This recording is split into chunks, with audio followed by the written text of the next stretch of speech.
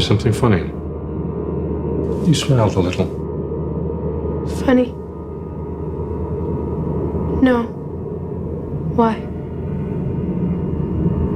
I mean, I just wish you could stay and see my performance. That's all. What is going on, movie fans? Thank you so much for tuning in to our latest movie review. In today's review, we're actually going to be reviewing a film that was recommended to me by one of our subscribers, and that film is The Blackcoat's Daughter. This was, like Longlegs, this was also directed by Oz Perkins, and I was today years old when I learned that Oz Perkins is actually the son of Anthony Perkins. So that's a actually really cool bit of movie trivia for you. So if you're new to the channel, this review will be spoiler free, so you're welcome to see the movie after without having anything ruined for you in this film. And we grade the film on 7 different metrics. We look at the visuals of the cinematography, the sound design, the acting, the directing, the editing, the story, and then overall, how entertaining was this movie to watch? If you're new to the channel, please hit that subscribe button. That helps us out so much. With all these, we start with a synopsis of the movie. So let's dive into that. This movie really tells the story of 3 young women. You have Joan, who's played by Emma Roberts. You have Catherine, or Kat, who's played by Kiernan Shipka. And then you have Rose, who's played by Lucy Boynton. Now, 2 of the students, Kat and Rose, are stuck at an isolated prep school. And while they are stuck at this isolated prep school, you have this third character, Joan, who's setting off on a journey as she's headed towards that same school. Now, while the 2 students at the school seem to be facing or dealing with the growing of a sinister and evil presence and this looming threat, the character of Joan is clearly hiding something about who she is, about what her past is, and there seems to be a very direct connection between her and the 2 girls at the school. And that's about as much as I can tell you about the story without giving away too many details that get revealed to you in this movie. So first, let's look at the visuals. This was an atmospheric horror film, and they did a phenomenal job of creating an isolated, empty, open space feel. And they balance this with the use of the snowstorm that is hitting the school, with the very dark setting of the school itself, kind of wandering through the halls of the school. They use lots of low light shots in this. They use lots of backlight shots in this. Now, you can tell that this is not a high budget movie, but what they're able to achieve visually with the budget that they had is actually really impressive. And it further enhances that willing suspension of disbelief, making us, the audience, feel like we are a part of this story, or part of this narrative. One of the things that I just thought I'd point out that I think is really interesting, when we watched Longlegs, I had commented that the director Oz Perkins used symmetry very intentionally in that movie.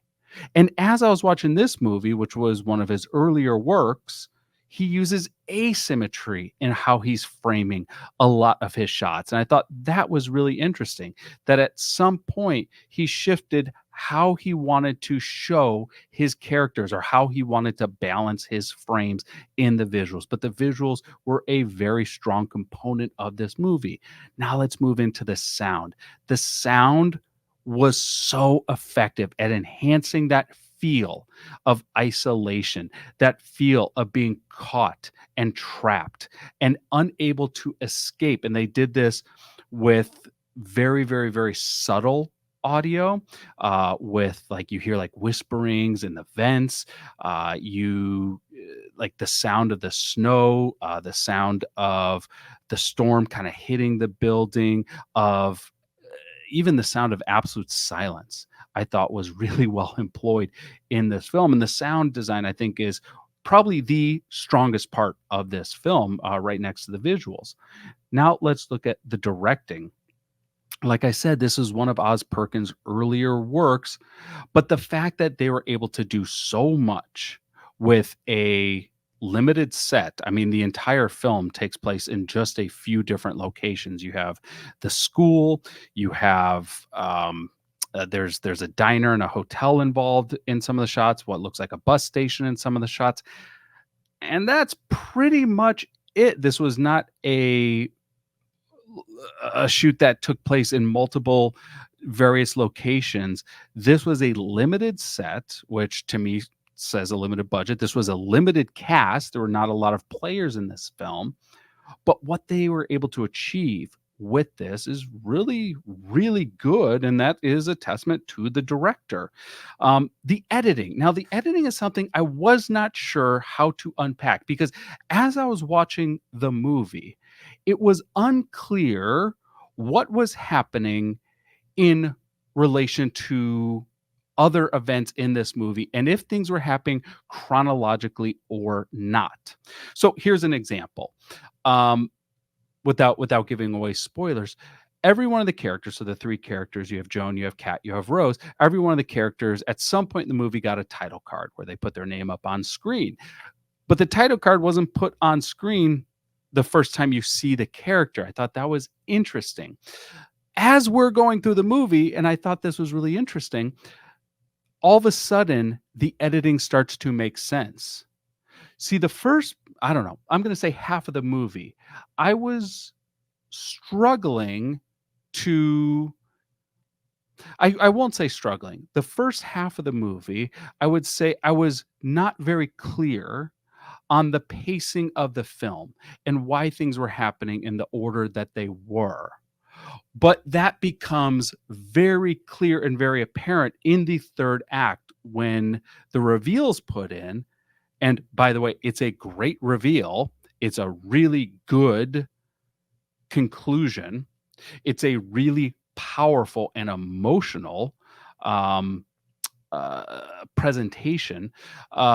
And that really is a testament to how they cut this film together and how they pace this film together. I mentioned in the Long Legs trailer that I actually really enjoy a director who chooses to take his or her time in the pacing of their film. And I love slow burn movies. And this is actually a slow burn movie.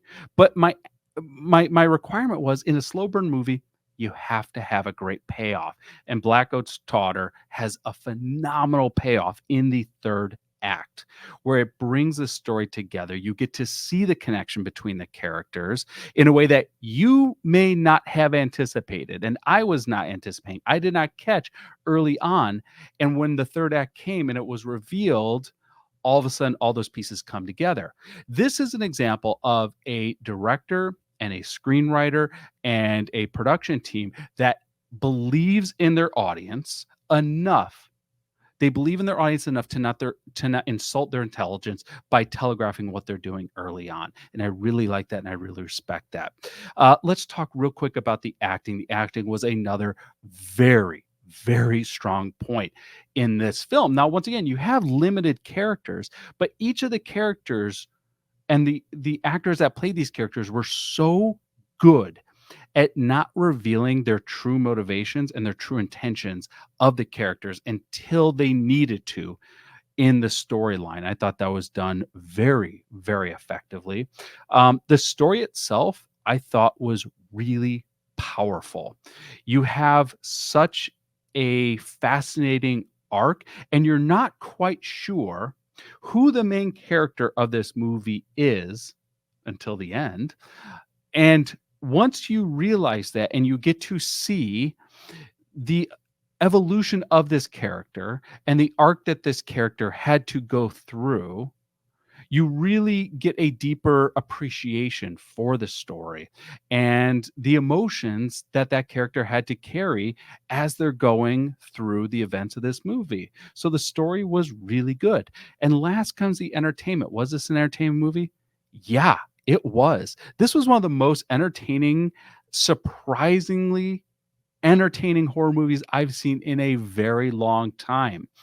I found myself questioning, on the edge of my seat, curious what was coming next, uncertain of how they were progressing this story forward, and which again is a testament to how they cut this film together, how they edited it, how they directed it, how it was acted.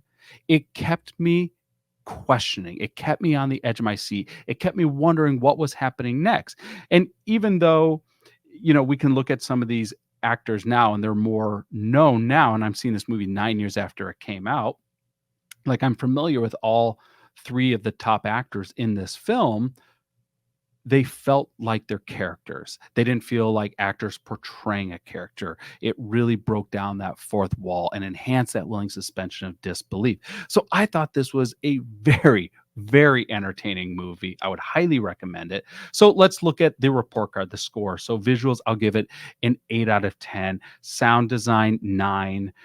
Acting's a solid 8. Directing's an 8. Editing's an 8. Story and script is an 8. And then entertainment value, hey, that's a 9 for me. That gives a total score of 58 out of 70. Hey, that's an 83%. This was such a fun movie to watch. I want to thank my subscriber who recommended that I check out this movie. Really, really enjoyed this film. Thank you so much. And thank you for tuning into this review. Let me know if you get a chance to see this movie. Or if you have seen this movie, let me know what your thoughts are down in the comment section. If there are other movies you want me to do a review on, let me know in the comments section. Or if there are upcoming trailers you want me to check out and do a creative breakdown on those trailers, let me know that as well. Thank you so much for tuning in. We'll talk to you all in the next movie. Take care, everyone.